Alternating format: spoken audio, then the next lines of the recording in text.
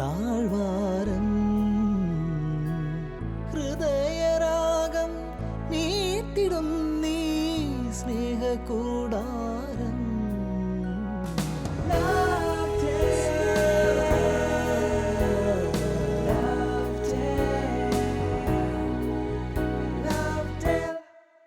Shalom T V പ്രേക്ഷകർക്ക് ലൗഡേലിലേക്ക് സ്നേഹം പൂക്കുന്ന ഈ താഴ്വരയിലേക്ക് സ്വാഗതം.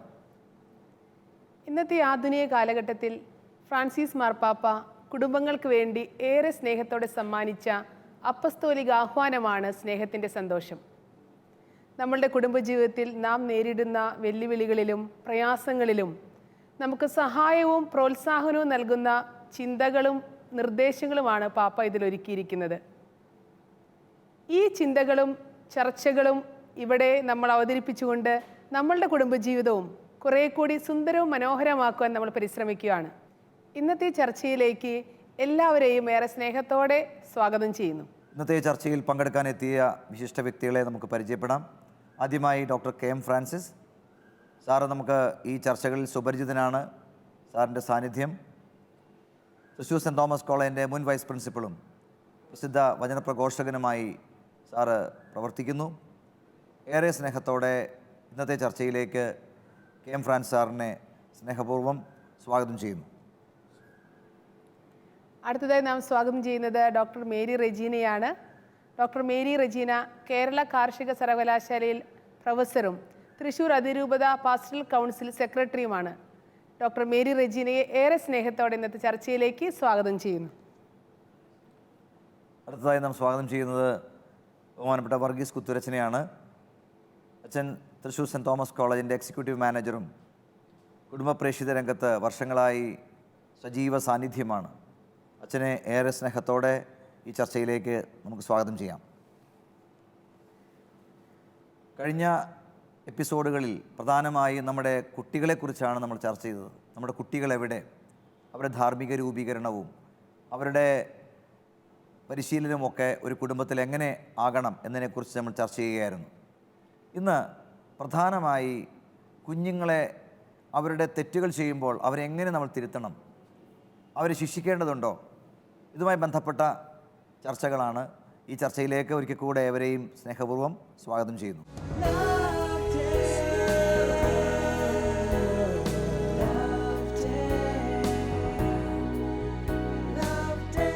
ഇന്നത്തെ ഈ ഒരു ആധുനിക കാലഘട്ടത്തിൽ മാതാപിതാക്കളെ കുഞ്ഞുങ്ങളെ നന്നായി വളർത്താൻ വേണ്ടി പരിശ്രമിക്കുകയൊക്കെ ചെയ്യുമ്പോഴും അവരുടെ ഉള്ളിൽ ഉയർന്നു വരുന്ന ഒരു ചോദ്യം ഇതാണ്: കുഞ്ഞുങ്ങൾ ആവശ്യപ്പെടുന്ന എല്ലാ കാര്യങ്ങളും നമ്മൾ സാധിപ്പിച്ചു കൊടുക്കണമോ? പല മാതാപിതാക്കൾക്കും പേടിയാണ്, ഇനി എങ്ങാനും സാധിപ്പിച്ചു കൊടുത്തില്ലെങ്കിൽ എന്ത് സംഭവിക്കും, അങ്ങനെയൊക്കെയുള്ളൊരു ഭയത്തിലൂടെ മാതാപിതാക്കൾ കടന്നു പോകുന്ന ഒരു കാലമാണ്.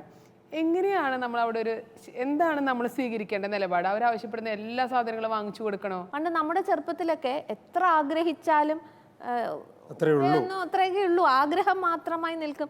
സാധിച്ചു തരാനുള്ള ഒരു സാമ്പത്തിക സ്ഥിതിയും പശ്ചാത്തലവും ഒന്നും നമ്മുടെ മാതാപിതാക്കൾക്ക് ഉണ്ടായിരുന്നില്ല.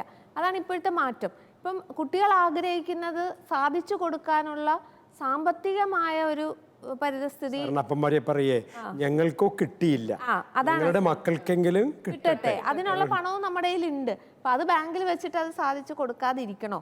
പിന്നെ അച്ഛൻ പറഞ്ഞ പോലെ നമുക്ക് കിട്ടാത്തതൊക്കെ അതൊരു പണ്ട് പ്ലാസ്റ്റിക് പാവ കൊണ്ട് അല്ലേ, പാവകൾ ഇങ്ങനെ ഇങ്ങനെ പിടിച്ചാൽ ശബ്ദം ഉണ്ടാക്കുന്ന റബ്ബറും പ്ലാസ്റ്റിക്കും ഒക്കെ ആയിരുന്നു. പിന്നെ അത് ടെഡി ബെയറുകളായി. പിന്നെ ഇപ്പൊ എന്തൊക്കെയാണെന്ന് എനിക്കറിയില്ല. അത്രയും വലിയ ആർട്ടിഫിഷ്യൽ ഇന്റലിജൻസ് ഉള്ള മെഷീൻസും പാവകളും ഒക്കെയാണ് ഇപ്പൊ വാങ്ങി കൊടുക്കുന്നതെന്ന് തോന്നുന്നു. അപ്പൊ അത് നമുക്ക് സാധിക്കാത്തത് സാധിച്ചു കൊടുക്കാനുള്ളൊരു സാഹചര്യം നമുക്കുണ്ട് എന്നുള്ളത് സത്യമാണ്. പക്ഷെ അതുകൊണ്ട് മാത്രം എല്ലാം സാധിച്ചു കൊടുക്കണോ? അത് മക്കളുടെ സ്വഭാവ രൂപീകരണത്തെ എങ്ങനെ ബാധിക്കുന്നു? അവർ ചോദിക്കുന്നതെല്ലാം സാധിച്ചു കൊടുത്ത് എല്ലാം തികഞ്ഞിങ്ങനെ വളർത്തിയത് കൊണ്ടായോ? അതാണോ എല്ലാം? അവിടെയാണ് പലപ്പോഴും മാതാപിതാക്കളെ ലക്ഷ്യമിക്കുന്നത് താൽക്കാലികമായ ഒരു പ്രീതിയാണ്. മക്കളെ സംതൃപ്തിപ്പെടുത്തുക. അവരുടെ ഭാവിയോ അവരുടെ രൂപീകരണമോ ഒന്നും ചിലപ്പോൾ മനസ്സിൽ ആ നേരത്ത് വരുന്നില്ല. അവർക്ക് ആഗ്രഹമൊക്കെ ഉണ്ട് ഉള്ളിൽ. പക്ഷേ കുട്ടികൾ ചോദിക്കുമ്പോൾ ഉടനെ അവരെ വിഷമിപ്പിക്കേണ്ട, അവരെ ബുദ്ധിമുട്ടിക്കേണ്ട. അപ്പോൾ ചിലപ്പോൾ ഇനി സാമ്പത്തികമായിട്ടും ഉണ്ടെങ്കിൽ അതേസമയം തന്നെ ഈ ഒരു ബോധ്യത്തോടു കൂടെ മാതാപിതാക്കൾ അവരെ കാര്യങ്ങൾ പറഞ്ഞ് ബോധ്യപ്പെടുത്തി അത് കൊടുക്കണോ കൊടുക്കണ്ടേ കുട്ടികൾക്കും എനിക്ക് തോന്നുന്ന ഈ പിയർ ഗ്രൂപ്പ് പ്രഷർ ഭയങ്കരമാണ്. ഭയങ്കരമാണ്. ഇവർ ഈ സ്കൂളിൽ ഡിസ്കസ് ചെയ്യുമ്പോഴേ അതുണ്ട് ഇതുണ്ട് എന്നൊക്കെ ഉള്ള പറച്ചിൽ കേൾക്കുമ്പോൾ നമ്മുടെ കുട്ടികൾ മാത്രം മോശക്കാരാകുമോ? അതെല്ലാ കാര്യത്തിലും അതെ. ടീച്ചർ പറഞ്ഞത് വളരെ കൃത്യമാണ്. കാരണം എൻ്റെ കൊച്ചുകുട്ടിക്കാലത്ത് സ്കൂളിൽ ചെല്ലുമ്പോൾ അവിടെ 10ാം ക്ലാസ് വരെയുള്ള കുട്ടികളിൽ തന്നെ സൈക്കിൾ സ്വന്തമായിട്ടുള്ളവർ വളരെ വിരളാണ്. ഡിഗ്രി കഴിഞ്ഞപ്പോൾ ഡിഗ്രി സമയത്ത് 1-2 പേർക്കാണ് മോട്ടോർ സൈക്കിൾ. ഇന്ന് 5ാം ക്ലാസ് ആകുമ്പോഴേക്കും എല്ലാ കുട്ടികളുടെയും മോട്ടോർ സൈക്കിൾ, എല്ലാ കുട്ടികളുടെയും സൈക്കിള്, എല്ലാ കുട്ടികളുടെയും മൊബൈല്. ഡിഗ്രി ക്ലാസ്സിൽ ചെല്ലുമ്പോൾ ഒരു 50% പേർക്ക് മോട്ടോർ സൈക്കിളോ സ്കൂട്ടിയൊക്കെ ആയിട്ടാണ് വരുന്നത്. അപ്പോൾ ഇത് കണ്ടിട്ടുണ്ടാകുന്ന സമ്മർദ്ദത്തിൽ നിന്ന് കുട്ടികൾ വന്ന് വീട്ടിൽ ആവശ്യപ്പെടുമ്പോൾ മാതാപിതാക്കൾ നോ എന്ന് പറയുമ്പോൾ അവർ വയലൻ്റ് ആകുന്നു എന്നുള്ളതാണ് പ്രശ്നം. ഈ പ്രശ്നത്തെ അതിജീവിക്കാൻ 2 കാര്യങ്ങൾ ആദ്യം മാതാപിതാക്കൾ തിരിച്ചറിയണം. ഞാൻ എന്ത് വാങ്ങിക്കൊടുത്താലും മകൻ സാറ്റിസ്ഫൈഡ് ആവില്ല എന്നതാണ് ഒന്നാമത്തെ അറിവ്. അത് എന്ത് വാങ്ങിക്കൊടുത്താലും. രണ്ടാമത്തേത്, കുട്ടികൾ വീണ്ടും വീണ്ടും വീണ്ടും വീണ്ടും സാധനങ്ങൾ ചോദിക്കുന്നുണ്ടെങ്കിൽ അതിൻ്റെ പിറകിൽ അവർ ചോദിക്കുന്നത് സാധനമല്ല, അമ്മ എന്നെ സ്നേഹിക്കൂ, അപ്പൻ എന്നെ സ്നേഹിക്കൂ എന്ന ചോദ്യമാണെന്ന് മാതാപിതാക്കൾ തിരിച്ചറിയണം. അപ്പോൾ ആ മാതാപിതാക്കൾ സ്വയം ദൈവത്തോട് പറയണം, ഞാൻ എൻ്റെ മകനെ സ്നേഹിച്ചതിൽ എന്തോ കുറവുണ്ട്, അത് അങ്ങ് തന്നെ തിരുത്തി കൊടുക്കണം. അങ്ങനെ ആ ഗ്യാപ്പ് ഫില്ല് ചെയ്യുമ്പോഴാണ് യഥാർത്ഥത്തിൽ മക്കളെ പറഞ്ഞ് മനസ്സിലാക്കുന്ന ഒരു അന്തരീക്ഷം വീട്ടിലുണ്ടാവും തന്നെയുള്ളൂ. ഈ കുട്ടികൾ ഇങ്ങനെ ആവശ്യപ്പെടുമ്പോൾ കുട്ടികളുടെ ഭാഗത്തൊരു തെറ്റുണ്ടാകുമ്പോൾ അവരെ വല്ലാതെ ശിക്ഷിക്കുന്ന മാതാപിതാക്കളും ചിലർ ക്രൂരമായിട്ട് ശിക്ഷിക്കും. ആ ശിക്ഷ കണ്ടിട്ടാണ് സമൂഹം ഇപ്പം നേരെ ഓപ്പോസിറ്റ് വന്നിട്ടുള്ളത്, ശിക്ഷിക്കാൻ പാടില്ല. ഇതില് ഒരറ്റത്ത് ക്രൂരമായ ശിക്ഷ, വേറൊരറ്റത്ത് ഒരിക്കലും ശിക്ഷിക്കരുത്. പക്ഷേ ഈ ക്രൂരമായ ശിക്ഷ എന്ന് പറയുന്നുണ്ടല്ലോ, ഒരു നാച്ചുറലി ഒരു അമ്മയ്ക്കോ എനിക്ക് തോന്നുന്നില്ല ഒരു അപ്പനോ അങ്ങനെ സാധിക്കും എന്നുള്ളത്. പക്ഷെ അവരും പലതരത്തിലുള്ള പ്രഷർ മേലാണ്. ആരോടെങ്കിലും ഒക്കെ ഉള്ളൊരു ദേഷ്യം, അല്ലെ സമ്മർദ്ദം, അവരുടെ ജീവിതത്തിലെ ടെൻഷൻ. അപ്പോൾ ഒരു എന്താ പറയുക, ഒരു പ്രഷർ കുക്കറിന്റെ വിസിൽ പോലെ ഇതെങ്ങനെയെങ്കിലും പൊട്ടിത്തെറിക്കുക, ഇത് എവിടെയെങ്കിലും ഈ കുട്ടിയുടെ മേലെ തീർക്കുക എന്നുള്ളതാണ്. ഇതില് പാപ്പ പറയണമെന്ന് ശ്രദ്ധിക്കുന്നില്ല, കോപത്താൽ തോൽപ്പിക്കപ്പെടരുതെന്നാണ് നമ്മൾ പ്രത്യേകം ആഗ്രഹിക്കുന്നത്. എന്തെങ്കിലും തെറ്റ് ചെയ്യുന്ന കുട്ടിയെ തിരുത്തണം, പക്ഷേ ശത്രുവിനെ പോലെ.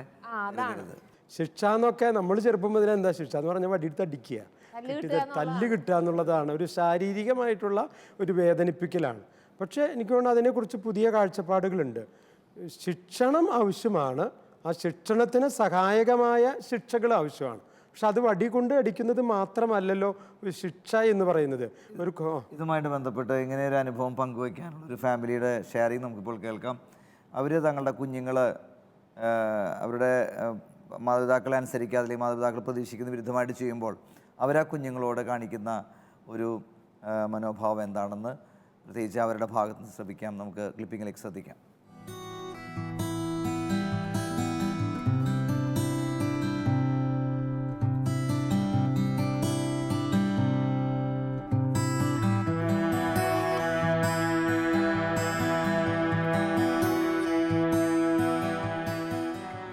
മാതാപിതാക്കളുടെ കടമകളിൽ ഏറെ സുപ്രധാനമായ ഒന്നാണല്ലോ മക്കളെ നല്ല ശിക്ഷണത്തിൽ വളർത്തുക എന്നുള്ളത്. സുഭാഷിതങ്ങൾ 13-ാം അധ്യായം 24-ാം വാക്യത്തിൽ ഇങ്ങനെ പറയുന്നു, മകനെ ശിക്ഷ കൂടാതെ വളർത്തുന്നവൻ അവനെ വെറുക്കുന്നു. സ്നേഹമുള്ള പിതാവ് ശിക്ഷണം നൽകുന്നതിൽ ജാഗരൂകത കാണിക്കുന്നു. ഈ ജാഗരൂകത എന്നുള്ള വാക്കിന് ഒത്തിരി പ്രാധാന്യമുണ്ട് എന്ന് ഞാൻ കരുതുന്നു. കാരണം നമ്മൾ മക്കളെ ശിക്ഷിക്കുന്ന സമയത്ത് പലപ്പോഴും കുട്ടികളെ നേരെ തെറ്റ് ചെയ്യുന്ന സമയത്ത് നമ്മൾ അവരെ ശിക്ഷിക്കുന്ന ഒരു സന്ദർഭത്തിൽ പലപ്പോഴും ദേഷ്യമൊക്കെ കടന്നു വരും. ദേഷ്യം വരുമ്പോൾ ചിലപ്പോൾ അവർ ചെയ്ത തെറ്റിനെ ശിക്ഷിക്കാനാവില്ല ചിലപ്പോൾ നമ്മൾ ശ്രമിക്കുക. ചിലപ്പോൾ നമ്മുടെ ദേഷ്യം അവരെ മേൽ അടിച്ചേൽപ്പിക്കാനൊക്കെ ചിലപ്പോൾ ശ്രമിക്കാനുള്ള സാധ്യതകളുണ്ട്. അപ്പോൾ കുട്ടികളെ സംബന്ധിച്ചിട്ട് അതിന് ശിക്ഷ ഏൽക്കുന്ന ആളെ സംബന്ധിച്ചിട്ട് വളരെ സുപ്രധാനമായിട്ടുള്ള ഒരു സമയമാണ്. അവർ ഒരു ലൈഫിൽ തന്നെ ഒരു പ്രതികൂല സാഹചര്യത്തിൽ നേടുന്ന സമയമാണ്. അപ്പോൾ ആ ഒരു സാഹചര്യത്തിൽ അത് അവർക്ക് ഒത്തിരി മാനസികമായിട്ട് ബുദ്ധിമുട്ടുണ്ടാകുന്ന സമയമാണ്. അപ്പോൾ നമ്മൾ ഒത്തിരി ശ്രദ്ധിക്കേണ്ടത് ആവശ്യമാണെന്ന് ഞങ്ങൾക്ക് തോന്നാറുണ്ട്.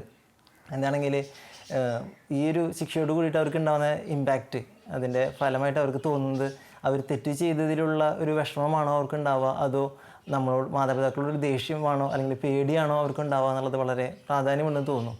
അതുകൊണ്ട് തന്നെ ഞങ്ങൾ കുട്ടികളെ ശിക്ഷിക്കേണ്ട സാഹചര്യം എപ്പോഴെങ്കിലും വരുവാണെങ്കിൽ ആ കാര്യം എപ്പോഴും ശ്രദ്ധിക്കാറുണ്ട്.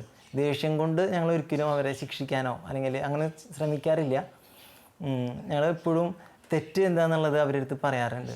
ഇന്ന തെറ്റ് ചെയ്തല്ലോ, ഇത് ചെയ്യാൻ പാടില്ലാത്തതല്ലേ. നമ്മളെപ്പോഴും ആദ്യം തന്നെ അവർക്ക് വാണിംഗ് കൊടുക്കും. എന്തെങ്കിലും തെറ്റ് വന്നിട്ടുണ്ടെങ്കിൽ അതിന് ചെയ്യാൻ പാടില്ലാത്തതാണ്, അതിന് ചെയ്തിട്ടുണ്ടെങ്കിൽ അതിന് ശിക്ഷ കിട്ടും, അടി കിട്ടും എന്നൊക്കെ കാര്യം പറഞ്ഞു കൊടുക്കും. ഒന്നാമത്തെ തവണ എന്ത് തെറ്റായാലും ആദ്യത്തെ തവണ ശിക്ഷിക്കാറില്ല. അവരുടെ അടുത്ത് ഞങ്ങൾ പറയും പിന്നെ ഇത് ചെയ്യാൻ പാടില്ല, അത് തെറ്റാണല്ലോ എന്നൊക്കെ നമ്മൾ അവരുടെ അടുത്ത് പറയാറുണ്ട്. രണ്ടാമത് ആവർത്തിക്കുകയാണെങ്കിലൊക്കെയാണ് ചിലപ്പോൾ ശിക്ഷയുടെ ഇതിലേക്ക് കിടക്കുക. പക്ഷേ എന്നിരുന്നാലും അവരെ കൊണ്ട് പറയും ഇത് ശരിയാണോ തെറ്റാണോ എന്ന് അവർക്ക് കുറച്ച് നേരം സംസാരിച്ചിട്ട്. എന്തെങ്കിലും തെറ്റ് കണ്ടില്ലെങ്കിൽ ഉടനെ കയറി ഒരിക്കലും അവരെ ശിക്ഷിക്കാറില്ല. പകരം അവരുടെ അടുത്ത് സംസാരിക്കും, ഇത് ശരിയായിട്ടില്ലല്ലോ, തെറ്റ് തന്നെയല്ലേ എന്നുള്ള അവരുടെ അടുത്ത് പറഞ്ഞ് അവർക്ക് കൺഫേം ആയതിനു ശേഷം മാത്രമാണ്, വേണ്ടി വന്നെങ്കിൽ മാത്രമാണ് അവരെ ശിക്ഷിക്കേണ്ട വല്ല കാര്യങ്ങളെക്കുറിച്ചിട്ട് ചിന്തിക്കാറുള്ളൂ. അതിൻ്റെ ഒരു ബെനിഫിറ്റ് എന്തുവാണെന്ന് വെച്ചിട്ടുണ്ടെങ്കിൽ, സാധാരണ ഇപ്പോൾ ചിലപ്പോൾ കുട്ടികൾ, ഞാനൊക്കെ സ്കൂൾ പഠിക്കുന്ന സമയത്ത് ഫ്രണ്ട്സ് പറഞ്ഞ് കേൾക്കാം, എന്തെങ്കിലും അയ്യോ വീട്ടിലറിഞ്ഞാൽ പ്രശ്നമാണ്, വീട്ടിലറിയാൻ പാടില്ല, വീട്ടിലറിഞ്ഞാലാണ് പ്രശ്നം രീതിയിൽ എന്തെങ്കിലും ഒരു പ്രതിസന്ധി വന്നിട്ടുണ്ടെങ്കിൽ, എന്തെങ്കിലും ബുദ്ധിമുട്ട് വന്നിട്ടുണ്ടെങ്കിൽ അത് വീട്ടിലറിയാൻ പാടില്ല, വീട്ടുകാർ മറച്ചു വെക്കണം, ആ രീതിയിലൊക്കെ ചിലപ്പോൾ എടുക്കാറുണ്ട്. പക്ഷെ അത് വലിയ അപകടമാണ്. എന്തെങ്കിലും പ്രശ്നങ്ങളുണ്ടെങ്കിൽ കുട്ടികളത് വീട്ടിൽ വന്ന് വേണം ഷെയർ ചെയ്യാനായിട്ട്. അപ്പോൾ അവർക്ക് ഒരു കോൺഫിഡൻസ് വേണമെന്ന് വെച്ചിട്ടുണ്ടെങ്കിൽ നമ്മൾ അവർ ശിക്ഷിക്കുന്ന പേടിയല്ല, എന്തെങ്കിലും പ്രശ്നം വന്നിട്ടുണ്ടെങ്കിൽ മാതാപിതാക്കളെ അടുത്ത് വന്ന് ഷെയർ ചെയ്യണം എന്നുള്ളൊരു ഫീല് വളർത്തിയുണ്ടാക്കാനായിട്ട് ഏറ്റവും പ്രധാനപ്പെട്ടത് ഇത്തരം സാഹചര്യങ്ങളാണെന്നാണ് ഞങ്ങൾ മനസ്സിലാക്കിയിട്ടുള്ളത്. അതുകൊണ്ട് തന്നെ തെറ്റ് വരുന്ന സമയത്ത് എന്തെങ്കിലും തെറ്റ് പറ്റിയിട്ടുണ്ടെങ്കിൽ അവർ ശിക്ഷിക്കുന്നതിനേക്കാൾ ഉപരി എന്തെങ്കിലും വന്നിട്ടുണ്ടെങ്കിൽ അതിന് പരിഹാരം കാണാനുള്ളവരാണ് മാതാപിതാക്കൾ എന്നുള്ള ചിന്ത കൊടുക്കാനായിട്ട് ശ്രമിക്കാറുണ്ട്. ഉദാഹരണമായിട്ട് പെട്ടെന്ന് കയ്യിൽ നിന്ന് ഗ്ലാസ് താഴെ വീണ് പൊട്ടി ഉടനെ തന്നെ കുട്ടിയെ വഴക്ക് പറയാതെ പൊട്ടിയില്ലേ സാരില്ല എന്ന് പറഞ്ഞിട്ട് നമ്മൾ ചെന്നിട്ട് അത് ഒതുക്കി വയ്ക്കാനും ഒക്കെ അവരെ അവർ ചെയ്ത ഗ്ലാസ് പൊട്ടിയതിൻ്റെ പ്രശ്നം പരിഹരിക്കുന്നത് നമ്മളെല്ലാം സോൾവ് ചെയ്തതിന് ശേഷം പറയാൻ നോക്കി, അശ്രദ്ധ കൊണ്ടാണല്ലോ ഗ്ലാസ് വീണത്, ഇനി അത് ഉണ്ടാവരുത്, ശ്രദ്ധിക്കണം, സൂക്ഷിക്കണം എന്നൊക്കെ പറഞ്ഞ് മനസ്സിലാക്കി കൊടുക്കാൻ ശ്രമിക്കും. അപ്പോൾ എന്താ ഭാവിയിലേക്ക് ഉണ്ടാകുന്ന ഗുണം എന്താണെന്ന് വെച്ചിട്ടുണ്ടെങ്കിൽ, എന്തെങ്കിലും പ്രശ്നം വന്നിട്ടുണ്ടെങ്കിൽ വീട്ടുകാരെ അറിയാതിരിക്കുക എന്നതിനുപരി എന്തെങ്കിലും പ്രശ്നം വന്നാൽ ആദ്യം തന്നെ അപ്പനെയോ അമ്മയോ അറിയിക്കുക എന്നുള്ളൊരു കോൺഫിഡൻസിലോട്ട് അവർ വളർന്നു വരും. അപ്പോൾ പിന്നെ ജീവിതത്തിൽ ഒരിക്കലും ഒരു വഴിതെറ്റി പോവില്ല. ഇങ്ങനത്തെ വല്ല പ്രതിസന്ധി വരുമ്പോൾ എപ്പോഴും മാതാപിതാക്കളെ പറയാതെ മറ്റുള്ള സുഹൃത്തുക്കളെ ഷെയർ ചെയ്യും, അവർ തെറ്റായ ഉപദേശം കൊടുക്കും, തെറ്റായ വഴിക്ക് പോകാനുള്ള സാധ്യതകളൊക്കെ ഉണ്ട്. പക്ഷേ ഇത്തരത്തിൽ നമ്മൾ കരുതലോടെ ഈ ശിക്ഷിക്കുന്ന സമയത്ത് നമ്മൾ ആ കരുതലോട് കൂടി അവർ ഇടപെട്ടിട്ടുണ്ടെങ്കിൽ അവരെ വേദനിപ്പിക്കുക എന്നുള്ളതല്ല നമ്മുടെ ലക്ഷ്യം, അവരെ തിരുത്തുക, നല്ല വഴിക്ക് കൊണ്ടുവരിക എന്നുള്ളതാണ് മനസ്സിലാക്കിയിട്ട് നമ്മൾ എടുത്തു ചാടി എന്തെങ്കിലും ചെയ്യാതെ അവരൊരു കാര്യം പറഞ്ഞ് മനസ്സിലാക്കുന്ന ഒരു സാഹചര്യത്തിലേക്ക് വരുവാണെങ്കിൽ അവർ നമ്മളായിട്ടുള്ള ബന്ധം സുദൃഢമാകും. അവർക്ക് നമ്മുടെ അടുത്ത് എന്തെങ്കിലും ഷെയർ ചെയ്യാനായിട്ടുള്ള കോൺഫിഡൻസ് കിട്ടും. നമ്മളും മാതാപിതാക്കളുടെ അടുത്തുള്ള അവരെ ബന്ധം വളരെ തീക്ഷ്ണമായിരിക്കും. അപ്പോൾ തെറ്റ് പറ്റും, മുതിർന്നവർക്കും തെറ്റ് പറ്റും, കുട്ടികൾക്കും തെറ്റ് പറ്റും. അപ്പോൾ തെറ്റ് പറ്റുന്നത് സമയത്ത് അതിനോട് പ്രതികരിക്കാനായിട്ട് നല്ല രീതിയിൽ പോസിറ്റീവായിട്ട് പ്രതികരിക്കാനായിട്ടുള്ള പ്രചോദനം നമ്മൾ അവർക്ക് കൊടുക്കേണ്ടത് അത്തരം സാഹചര്യങ്ങളില്ല. ആ സാഹചര്യങ്ങളിൽ നമ്മൾ അവരെ കൂടെയുണ്ട് എന്നുള്ളൊരു ബോധ്യമാണ് കൊടുക്കേണ്ടത്. അല്ലാതെ അവരെ തെറ്റ് ചെയ്ത മാതാപിതാക്കൾ ശത്രുക്കളായി മാറും, അടി കിട്ടുന്നുള്ള പേടിയല്ല അവർക്ക് കൊടുക്കേണ്ടത്. അപ്പോൾ ആ ഒരു സംയമനത്തിൽ കൂടിയിട്ട് വേണം നമ്മൾ കുട്ടികളോട് ഇടപെടാനായിട്ട് എന്ന് എനിക്ക് തോന്നുന്നു. ബൈബിളിലെ ഒരു തിരുവചന ഭാഗം ഞാൻ സമയം ഓർക്കാണ്. ഞാൻ എൻ്റെ മക്കളുടെ തലയിൽ കൈവച്ച് എന്നും പ്രാർത്ഥിക്കുന്ന ഒരു തിരുവചനമാണ്, യേശു ജ്ഞാനത്തിലും പ്രായത്തിലും ദൈവത്തിൻ്റെയും മനുഷ്യരുടെയും പ്രീതിയിലും വളർന്നു വന്നുള്ളത്. ഞാൻ എന്നും മുടങ്ങാതെ എൻ്റെ മക്കളുടെ തലയിൽ കൈവച്ച് പ്രാർത്ഥിക്കാറുണ്ട്. ആ ഒരു വചനം വളരെ ഗുണം ചെയ്യുന്ന ഒന്നാണെന്ന് എനിക്ക് ഉറപ്പാണ്. എനിക്ക് ചേട്ടൻ പറഞ്ഞ പോലെ വളരെയധികം ദേഷ്യമുള്ളൊരു കൂട്ടത്തിലാണ്. അപ്പോൾ കുട്ടികളെ ഇതുപോലെ ശിക്ഷ നൽകാമെന്നുള്ള കാര്യത്തിൽ ഞാൻ കുറച്ചും കൂടി ഡിഫറെൻ്റ് ആയിട്ടാണ് പെരുമാറാറുള്ളത്. ആദ്യമൊക്കെ പെട്ടെന്ന് ദേഷ്യം വരുന്ന പ്രകൃതി ആണ് എൻ്റെ. അപ്പോൾ തുടക്കത്തിലൊക്കെ ഞാൻ ദേഷ്യം വരുമ്പോൾ പെട്ടെന്ന് അടിക്കും, ചിലപ്പോൾ കൈ കൊണ്ടൊക്കെയോ അടിക്കുക. അപ്പോൾ എന്നോട് അരുത് എന്ന് പറഞ്ഞിട്ടുള്ള 2 കാര്യങ്ങളൊന്നാണ് കുട്ടികൾ ഒരിക്കലും കൈ കൊണ്ട് തല്ലരുത് എന്നുള്ളത്. അപ്പോൾ എനിക്ക് പെട്ടെന്ന് ദേഷ്യം വരുമ്പോൾ ഞാൻ ആദ്യം ചെയ്യുന്നൊരു കാര്യം കൈ കൊണ്ട് ജസ്റ്റ് അവരടിക്കുക എന്നുള്ളതാണ്. അപ്പോൾ അവനോട് പറയും കൈ കൊണ്ട് ഒരിക്കലും തല്ലരുത്. അപ്പോൾ ഞാൻ പറയുന്നൊരു കാര്യം എന്താണെന്ന് വെച്ച് കഴിഞ്ഞാൽ, ഓടിപ്പോയി വടിയൊക്കെ എടുത്ത് വരുമ്പോഴേക്കും ദേഷ്യമൊക്കെ മാറും. ആ ദേഷ്യത്തിൽ ചിലപ്പോൾ കൈ കൊണ്ട് അടിച്ചു പോകും. അപ്പോൾ എന്നോട് പറയുന്നത് ഇതാണ്, ഒരിക്കലും ദേഷ്യത്തോടു കൂടി കുട്ടികളെ അടിക്കരുത്. അവർ എന്തിനാണ് അടി കൊള്ളുന്നതെന്നുള്ളത് അവർ കൃത്യമായിട്ട് അറിയണം. അപ്പോൾ ഞാൻ ആദ്യമൊന്നും അതിനോട് എനിക്ക് യോജിക്കാൻ പറ്റും എന്ന് പറഞ്ഞാൽ നല്ലൊരു ആശയമാണ്, പക്ഷേ എനിക്ക് സാധിക്കാറില്ല. പക്ഷേ ഒരുപാട് കാലം കുറച്ച് നാൾ കഴിഞ്ഞതോട് കൂടിയിട്ട് ഞാൻ വളരെയധികം ശ്രദ്ധിക്കുന്നുണ്ട് ആ കാര്യത്തിനോട്. അപ്പോൾ മാത്രമല്ല, ശ്രദ്ധിക്കുമ്പോൾ അവരിലുള്ള മാറ്റവും എനിക്ക് മനസ്സിലാക്കാൻ പറ്റുന്നുണ്ട്. അപ്പോൾ നമ്മൾ ഒരു കാര്യം വേണ്ട എന്ന് പറയുമ്പോൾ അവർക്ക് എത്രമാത്രം അവരതിന് ഇമ്പോർട്ടൻ്റ് കൊടുക്കുന്നുള്ളത് എനിക്ക് മനസ്സിലാക്കാൻ സാധിക്കുന്നുണ്ട്. നമ്മൾ അടി കിട്ടൂട്ടാ, ഇനി ചെയ്യരുത്, അല്ലെങ്കിൽ ഇനി ചെയ്ത് അടി കിട്ടുമെന്ന് പറഞ്ഞ് മനസ്സിലാക്കി കൊടുക്കുന്നതാണ് കുറച്ചും കൂടി എഫക്റ്റ് ആയിട്ടുള്ളതെന്ന് എനിക്ക് നന്നായി മനസ്സിലായി. ഇപ്പം ഞാനൊരു ടീച്ചറും കൂടിയാണ്. അപ്പോൾ കൊച്ചുകുട്ടികളെ എൽ പിയിൽ പഠിപ്പിക്കുന്ന ടീച്ചറാണ്. അപ്പോൾ കുട്ടികളുടെ അടുത്തും അങ്ങനെ പെരുമാറുമ്പം അവർക്കും പ്രത്യേകം ഒരു മനസ്സിലാക്കാനും തെറ്റ് മനസ്സിലാക്കി തിരുത്താനും ടീച്ചറുടെ അടുത്ത് എന്തും പറയാം, കുഴപ്പമില്ല എന്നുള്ളൊരു മെൻറ്റാലിറ്റി അവർക്കും തോന്നുന്നുണ്ട്. അപ്പോൾ അത് തന്നെയാണ് നല്ല മാർഗ്ഗം എന്ന് എനിക്ക് മനസ്സിലാവുന്നുണ്ട്. ഇപ്പോൾ ഞാനും അതായത് ഞങ്ങളുടെ മക്കളെ അധികം ശിക്ഷിക്കേണ്ടി വരാറില്ല. ഞങ്ങൾക്ക് ഒരു നോട്ടത്തിലൂടെ തന്നെ അവരത് മനസ്സിലാക്കി എടുക്കാറുണ്ട്. പിന്നെ ഒരു പ്രധാനപ്പെട്ട കാര്യം എന്ന് പറഞ്ഞു വെച്ചാൽ അടിക്കേണ്ടി വന്നു കഴിഞ്ഞാൽ അടിച്ച ആൾ തന്നെ, ഇപ്പം ഞാനാണെങ്കിൽ ഞാൻ തന്നെയാണ് അവരെ ആശ്വസിപ്പിക്കാറുള്ളത്. ചേട്ടൻ അടിച്ചു കഴിഞ്ഞാൽ ചേട്ടൻ തന്നെയാണ് അവരെ ആശ്വസിപ്പിക്കാറുള്ളത്. ചേട്ടൻ അടിച്ചു കഴിഞ്ഞാൽ കൊണ്ടുപോയി ഞാൻ എടുത്തു കൊണ്ടുപോവേ അങ്ങനെയൊന്നുമില്ല. അപ്പോൾ അത് കഴിഞ്ഞ് പറയും, അപ്പയ്ക്ക് നിങ്ങൾ അടിക്കണമെന്ന് ആഗ്രഹം ഇല്ല, പക്ഷേ നിങ്ങൾ കുറുമ്പ് ചെയ്ത് എന്താ ചെയ്യുക, അങ്ങനെ പറഞ്ഞ് മനസ്സിലാക്കി നമ്മൾ തന്നെ അവരെ ആശ്വസിപ്പിച്ച് കഴിഞ്ഞാൽ അവർക്ക് ഭയങ്കര ഒരു അറ്റാച്ച്മെൻറ്റ് തോന്നാറുണ്ട്. അതുകൊണ്ട് പൊതുവേ അവരെ അങ്ങനെ അടിക്കേണ്ടി വന്നിട്ടില്ല ഇപ്പോൾ കുറേ നാളുകളായിട്ട്. അപ്പോൾ ശിക്ഷ എന്ന് പറയുന്നത് തന്നെ നമ്മൾ കുറേയും കൂടിയും വ്യാപകമായിട്ട് മനസ്സിലാക്കേണ്ടതുണ്ട്. ഇപ്പോൾ ഒരു ചെറിയ കുട്ടി 3 വയസ്സോ 4 വയസ്സുള്ളൊരു കുട്ടി പല കാര്യങ്ങളും ആവർത്തിച്ച് ചെയ്യരുതെന്ന് പറഞ്ഞിട്ട് അവൻ ചെയ്യുമ്പോൾ അവനെ കിട്ടിയ വടിയെടുത്തിട്ട് അടിക്കുന്നതിൽ അർത്ഥമില്ല. അവന് വേണമെങ്കിൽ ശിക്ഷ 2 ദിവസം ഇനി നിനക്ക് കാർട്ടൂൺ ഫിലിം കാണിച്ചു തരുന്നില്ല അങ്ങനെ. അല്ലെങ്കിൽ കുറച്ചും കൂടിയും മുതിർന്നൊരു ചെറുക്കൻ അവൻ വന്ന് കുറച്ച് നേരം മൊബൈലൊക്കെ ഉപയോഗിക്കുന്നു, അപ്പൻ്റെ മൊബൈലോ അമ്മയുടെ ഉപയോഗിക്കും, അങ്ങനെ എന്തെങ്കിലും അവന് മൊബൈൽ മാറ്റി വയ്ക്കുന്നു. അത് അമ്മ കാര്യം പറഞ്ഞിട്ട് ട്രെൻഡാണ്, ഒരു അരമണിക്കൂർ ഞാൻ കളിക്കാൻ മൊബൈൽ തരാം, ഗെയിം കളിക്കാനേ വെച്ചാൽ അത് 2 ദിവസം മുടക്കിയാൽ മതി. കൃത്യം കാര്യം പറഞ്ഞിട്ട് ആ ഒരു ശിക്ഷ കൊടുക്കുക. അപ്പോഴാണ് കാര്യങ്ങൾ അവൻ മനസ്സിലാകുക. ഇനി പറയാതെ ശിക്ഷ കൊടുത്താലും കുട്ടിക്ക് അത് എന്തിന് അമ്മ അടിക്കുന്നത് അപ്പൻ അടിക്കുന്നത് എന്നൊരു ചിന്ത കടന്നു വരാനായിട്ട് ഇടയുണ്ട്. അപ്പോൾ ശിക്ഷയെക്കുറിച്ചുള്ള നമ്മുടെ ചിന്തകൾ തന്നെ മാറ്റേണ്ടത് ഉണ്ട്. പിന്നെ മെത്രോൾ ഇനി ചുരുക്കം ചിലപ്പോഴെങ്കിലും ഒരു ശിക്ഷ കൊടുക്കേണ്ടത്, ഒരു അടി കൊടുക്കേണ്ടതാണ്. കാര്യം പറഞ്ഞിട്ട് അങ്ങനെ അടിക്കുമ്പോഴാണ് എനിക്ക് തോന്നുന്നത് അതിൻ്റെ ഒരു പാപ്പ പറഞ്ഞത് എങ്ങനെയാണ്, തെറ്റായ പെരുമാറ്റത്തിന് ഫലങ്ങൾ ഉണ്ടാകുമെന്ന് കുട്ടികളും കൗമാരപ്രായക്കാരും മനസ്സിലാക്കാൻ സഹായിക്കുക എന്നത് അത്യാവശ്യമായ കാര്യമാണ്. ഇതിനെ ഒരു ഉദാഹരണം പറയുകയാണെങ്കിൽ, കുട്ടികൾ ചിലപ്പോൾ ഒരു 10 വയസ്സ് 12 വയസ്സിലൊക്കെ മോഷ്ടിക്കും. അപ്പം മോഷ്ടിക്കുമ്പോൾ ആ മോഷണം അവൻ തുടർന്ന് വരികയാണെങ്കിൽ അവൻ അങ്ങേയറ്റം ചെല്ലുന്നത് ജയിലിലേക്കാണ്. അവനെ എവിടെ വെച്ചിട്ടാണ് അവനെ തിരുത്തേണ്ടത്, ആരാണ് അവനെ തിരുത്തേണ്ടത്? അപ്പോൾ അപ്പൻ അല്ലെങ്കിൽ അമ്മ ഇതറിയുമ്പോൾ ചിലർ ചെയ്യുന്നത് ചൂട് വയ്ക്കുക, കത്തിയടുപ്പിൽ വെച്ച് ചട്ടുകടുപ്പിൽ വെച്ച് ചൂട് വയ്ക്കുക, പുറത്ത് നിർത്തുക, ക്രൂരമായ ശിക്ഷകളാണ്. പക്ഷേ അവനെ നീ കൈ നിർത്തട എന്ന് പറഞ്ഞ് ഒരടി കൊടുത്തിട്ട് നീ ഇനി മോഷ്ടിക്കരുത് എന്ന് ഒരു അപ്പൻ പറയുകയാണെങ്കിൽ അല്ലെങ്കിൽ അമ്മ പറയുകയാണെങ്കിൽ അതുകൊണ്ട് അവൻ പോയി തൂങ്ങിച്ചാവില്ല. കാരണം അവൻ അങ്ങനെ തൂങ്ങിച്ചാവാൻ പോകുന്നത് ഈ അടി കൊണ്ടല്ല, അവനെ സ്നേഹിക്കുന്നില്ല എന്ന ബോധ്യം അവൻ്റെ ഉള്ളിൽ കിടക്കുന്നതാണ്. കാരണം ഇത് വളരെ വ്യക്തമാക്കേണ്ടതാണ്. കാരണം ഒരുപാട് മാതാപിതാക്കൾ ഇന്ന് കൺഫ്യൂസ്ഡ് ആണ്. സ്നേഹിക്കുന്നവൻ്റെ ശിക്ഷണമാണ്, സ്നേഹിക്കാത്തവന്റെ ശിക്ഷ ദ്രോഹമാണ്. അതല്ലേ പറയും, ബൈബിൾ പറയണത് സ്നേഹിക്കുന്നവന് മാത്രമേ ശിക്ഷിക്കാനുള്ള അധികാരമുള്ളൂ. രക്ഷിക്കുന്നവന് ശിക്ഷിക്കാം. ഇപ്പൊ മാതാപിതാക്കള് സ്വഭാവ ദൂഷ്യത്തിനല്ല ശിക്ഷിക്കണേ, കഴിവിന്റെ കുറവിലാണ് ശിക്ഷിക്കുന്നത്. അവന്റെ ക്രിയാത്മകതയെ നമ്മൾ തളർത്താണ്. ഒരു കമ്പാരിറ്റീവ് ഇവാലുവേഷൻ ആണല്ലോ. അടുത്ത വീട്ടിലെ കുട്ടി ഇല്ലേ, എന്റെ സുഹൃത്തിന്റെ കുട്ടി, അവരൊക്കെ ഇന്ന പോലെയായി, അപ്പൊ സാധിച്ചില്ലല്ലോ. പറഞ്ഞത് ഭയങ്കര ശരിയാട്ടെ. ഈ കുട്ടികൾക്ക് പലപ്പോഴേ കണക്ക് ചെയ്യാൻ കിട്ടാത്ത ഒരു കാര്യം പേടിയാണ്. കാരണം ഒരിക്കൽ ഒരു കുട്ടിയോട് ക്ലാസ്സിൽ ഒരു കണക്ക്, നിസ്സാര കണക്ക് ചോദിക്കണേ, 10 മാങ്ങയ്ക്ക് 50 പൈസയാണെങ്കിൽ 1 മാങ്ങയ്ക്ക് എത്ര പൈസ? ആ കുട്ടി ഉത്തരം പറഞ്ഞില്ലേ. അപ്പോൾ BA ഫൈനൽ ഇയർ പഠിക്കുന്ന ക്ലാസ്സിലെ കുട്ടിയോട് ഈ ചോദ്യം ചോദിച്ചിട്ട് ഉത്തരം പറയാതെ ഇപ്പോൾ എനിക്ക് ദേഷ്യം വന്നു. അപ്പം ഞാൻ സ്വരം ഉയർത്തി ചോദിച്ചു, അപ്പോൾ അവൻ നിന്ന് വിറയ്ക്കാൻ തുടങ്ങി. ദൈവാനുഗ്രഹം, ഞാൻ മൂന്നാമത് അവനോട് ചോദിച്ചത് എന്താണെന്നറിയൂ?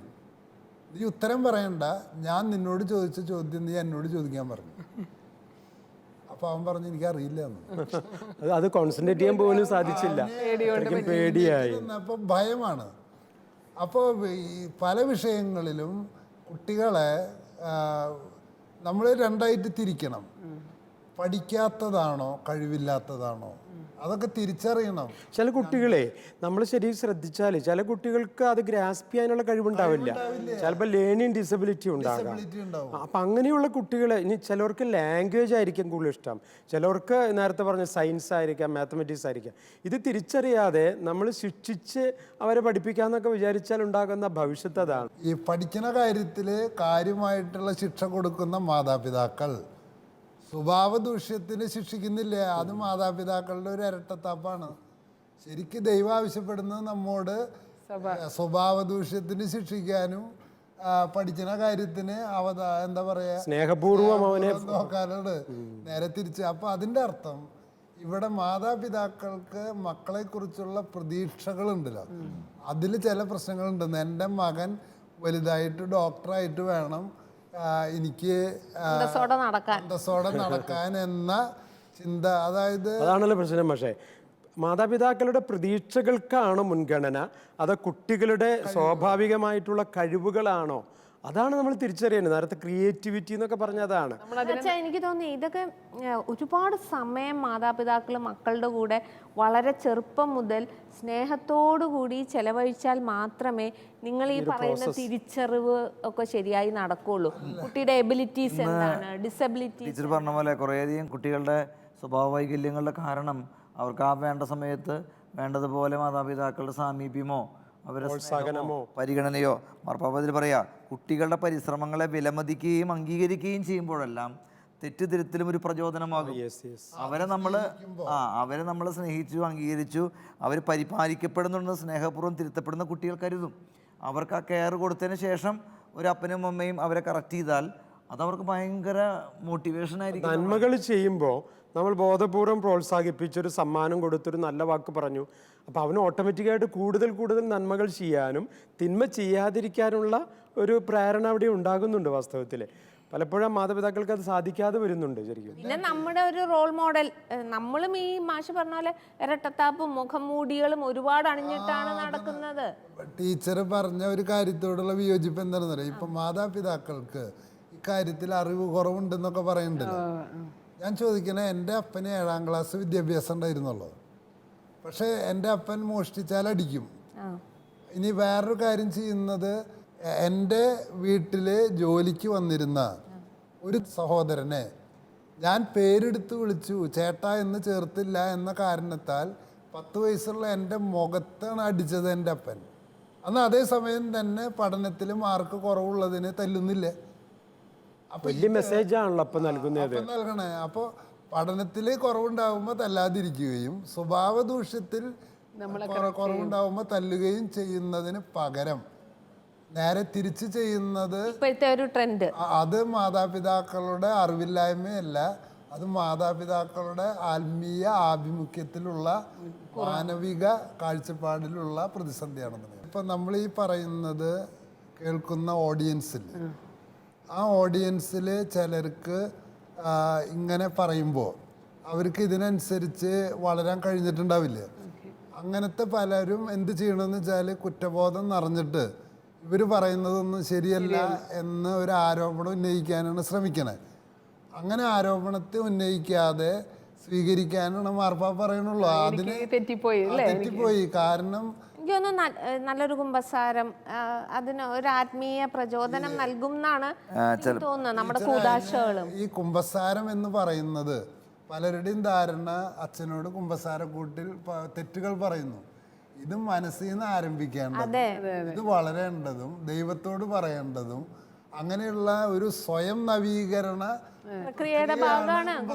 ഞാൻ ഇതുവരെ പോയ വഴി ശരിയല്ല, എനിക്കൊന്ന് മാറ്റണം അല്ലേ. നമ്മുടെ ധ്യാനങ്ങള്, സെമിനാറുകള്, ഇനിയിപ്പോൾ ഈ പാനൽ ഡിസ്കഷൻ കേൾക്കുന്നവർ പോലും കുറച്ചും കൂടി അവരെ അപ്ഡേറ്റഡ് ആകാൻ ശ്രമിക്കുന്നു. ചിലപ്പോഴെങ്കിലും കുഞ്ഞുങ്ങളുടെ മുൻപിൽ നമുക്ക് തെറ്റുപറ്റിയെങ്കിൽ തെറ്റുപറ്റിയെന്ന് പറയാനുള്ള ഒരു മാനസികാവസ്ഥയിലേക്ക് നമ്മൾ എത്തണം. ഞാനൊക്കെ ചെറുത് 4 വയസ്സാവണുള്ളൂ, അവൻ പറയും നമ്മുടെ ഭാഗത്ത് നിന്ന് എന്തെങ്കിലും അമ്മ സോറി പറ, നമ്മൾ പറയും, എന്നാലും നമ്മൾ മറന്നു പോയതിന് ചെറിയ മോൻ പോലും ഓർമ്മിപ്പിക്കും അമ്മ സോറി പറ, അപ്പോൾ തന്നെ നമ്മൾ പറയാം സോറി. അത് പറയാൻ അവർക്കും അവർ പരിശീലിക്കുന്നുണ്ട് നമ്മുടെ ഭാഗത്ത്. അപ്പോൾ പറയാണ്, നമ്മൾ മുമ്പ് പറഞ്ഞിട്ടുണ്ട്, ക്ഷമ ചോദിക്കാനും മറ്റുള്ളവരോട് ചെയ്ത ദ്രോഹത്തിന് പരിഹാരം ചെയ്യാനും കുട്ടികളെ പരിശീലിപ്പിക്കുന്നത് പ്രധാന കാര്യമാണെന്നാണ് ഇവിടെ പപ്പ ഒന്നുകൂടെ ഊന്നി പറയുന്നത്. അപ്പോൾ എനിക്ക് തോന്നുന്നു ശിക്ഷ വേണം, അത് ഞാൻ വീണ്ടും പറയും. അത് ഏത് രീതിയിൽ വേണം. അച്ഛൻ പറഞ്ഞ പോലെ തല്ലുക മാത്രമല്ല ശിക്ഷ എന്ന് മാതാപിതാക്കൾ തിരിച്ചറിയണം. ഇനി ഒരു ചെറിയ തല്ലൊക്കെ കൊടുക്കാമെങ്കിൽ കൊടുക്കാൻ തോന്നുന്നില്ലേ മാഷ്? ചില സമയത്ത് ചെറിയ ശിക്ഷകൾ അല്ല, അവരെ പൗലോസ്ലീഹ പറഞ്ഞ് മനസ്സിലാക്കിച്ച് പൗലോസ്ലീഹ പറയുന്നുണ്ട്, കുട്ടികളെ നിങ്ങൾ നിരുന്മേഷരാക്കരുത്, അവരിൽ നിങ്ങളോട് ദേഷ്യം ഉളവാക്കരുത്, അവരിൽ കോപം വളർത്തരുത്, പൗലോസ്ലീഹ പറയുന്നതാണ്. പക്ഷെ അതേസമയം തന്നെ സ്നേഹിക്കുന്ന അപ്പൻ സ്നേഹപൂർവ്വം ചെറുതായി ശിക്ഷിച്ചാൽ കുട്ടി അതിന് ശിക്ഷണമായിട്ട് മാത്രമേ എടുക്കുള്ളൂ എന്നാണ് എൻ്റെ അഭിപ്രായം. നമ്മൾ ഈ ചർച്ചയിൽ മുഴങ്ങിക്കേട്ടത് പ്രധാനമായും ശിക്ഷണം നിരുത്സാഹപ്പെടുത്തലാകരുത്, മറിച്ച് നന്മയിൽ കൂടുതൽ പുരോഗമിക്കാൻ പ്രചോദനം നൽകുക എന്നത് സുപ്രധാന കാര്യമാണ്. അതുകൊണ്ട് ശിക്ഷണം നമുക്ക് എങ്ങനെ ഏറ്റവും നല്ല ആന്തരിക മനുഷ്യനാക്കാൻ ഉപകരിക്കും, നമുക്കൊരു സന്തുലിതാവസ്ഥ നമ്മുടെ ജീവിതത്തിൽ പാലിക്കണമെന്ന് മാർപ്പാപ്പ ഇവിടെ പറഞ്ഞത് നമുക്ക് ഓർക്കാം.